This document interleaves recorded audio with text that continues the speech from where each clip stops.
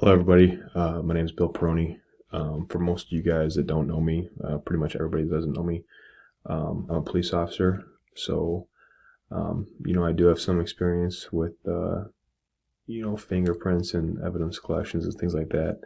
Not too much, though. At our department, we have, officers called evidence technicians. So they're the ones that come out. They're the ones that will process scenes, collect evidence such as fingerprints. I rarely have to collect anything like that or do anything related to analyzing fingerprints in any way. The only experience I have collecting fingerprints, we did a little bit in the police academy, but mainly, day to day, working for me is whenever someone in the state of Michigan is arrested for a felony, DNA and fingerprints must be collected and put in a packet and sent to the state of Michigan. So anytime a felon's arrested, I have to access or obtain those fingerprints from that person, roll them on the sheet, and send them off.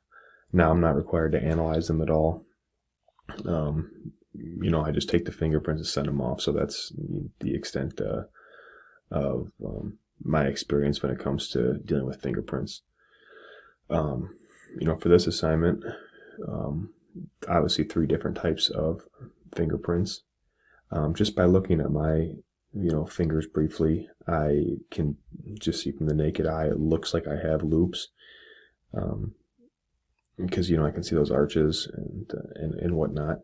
But I really won't be able to tell until I, get the pencil dust on there and stick it on the sheet. So again, 3 different types of fingerprints: whorls, arches, and loops. Again, just by looking at mine, I believe I have loops. So for this assignment, we're required to, draw a pencil, try to get some of that pencil dust to stick to our fingerprints and analyze our own. Again, a fingerprint is just like DNA. It's unique to every person. Not one person has the exact same fingerprint as somebody else, which makes it an extremely, key piece of evidence when you're dealing with any type of cases whatsoever, especially high-profile cases. If you can link a fingerprint to a suspect in a homicide or a robbery or anything like that, that's pretty concrete evidence. When someone's lying and saying they weren't there, a fingerprint on the scene is huge. So it really is important collection-wise to get everything straight and to collect things properly and process them right so cases can move forward. So again, I've already scratched out some pencil just for the saving of the video, so we're not here all day, but I'll kind of show you if I can pan down here a little bit for a second on this piece of paper. You just take your pencil just like this,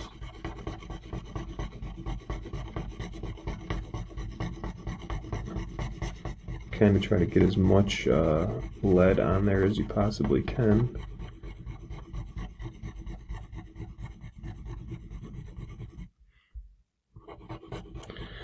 Now, while we're doing this, it's kind of easy. It gives me an easy time to talk about the 3 different types of fingerprints.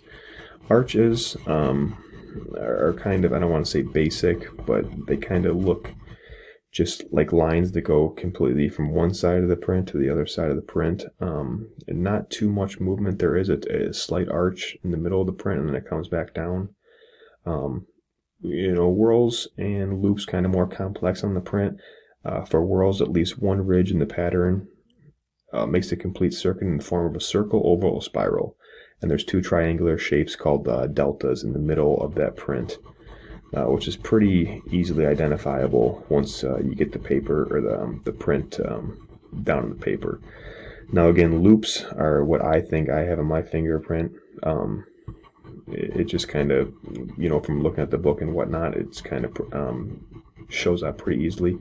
Loops, one ridge in the loop print will enter from one side of the pattern, then go to the center or core, then it loops back where it originated from.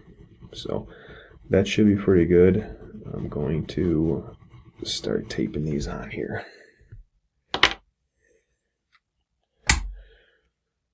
So again, when I take fingerprints, I usually make them start with on like the left side. Like if you're doing, for example, you're doing your index finger, I usually have them go from the left side, roll it to the right side. I have pretty large hands, so I'm just gonna press straight down. And right now I'm doing my index finger. So trying to get a little bit more on there. Again, I have large hands, so it's kind of tough. So tape just on just like that. Kind of press it down for a little bit. And the key is when you put it on the piece of paper, you want to lay it flat. That way you don't have any overlapping or anything like that that will contaminate the print or risk yourself not being able to get a clean print. So that's the first one. That's going to be my index finger. It's kind of hard to make on a camera. You obviously are not going to be able to see which type of print it is just from the definition of the camera. So we're going to go on and do my thumb now.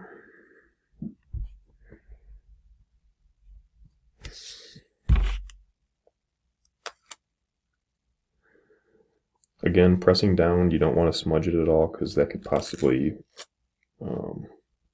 give you a false reading. So straight down. Now I can tell just by these two fingerprints right here, I can tell I definitely have the loop type fingerprint. It's very noticeable and predominant in these two prints. So we'll move on to my middle finger now.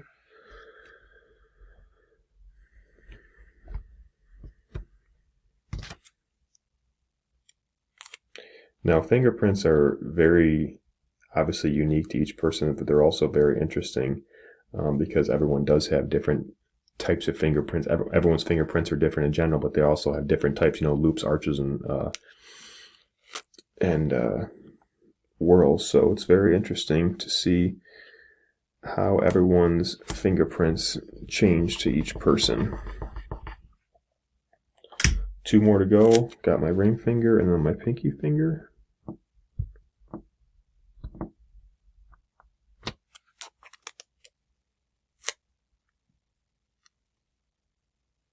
Again, pressing down, you want to lift up very carefully, because if you are lifting a print, you know, from a piece of glass or something like that from a homicide scene, and you know this evidence rides on you collecting it, you really don't want to mess it up.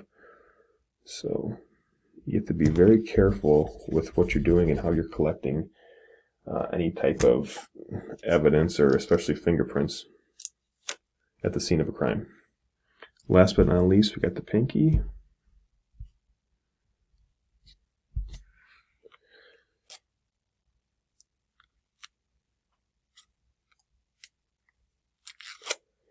Alrighty, last one. Again, so it's tough to see on video. You're not going to be able to make out through this camera lens, unfortunately, what types of print I have. But this is the first time I've actually done this and looked at my prints, so I'm going to take a second to look at it here. So just by analyzing real quick, it's pretty easy to see, to show that every single one of my fingerprints are actually loops. It's extremely easy to see and identifiable in the middle of the fingerprint. You know, the looping pattern that starts off. You know, the top portion of my fingerprints kind of look like arches somewhat, but all of these are going to definitely be loop fingerprints. So again, not too hard to see, but you have thumb, index, middle, ring finger, and pinky. Alright, thank you.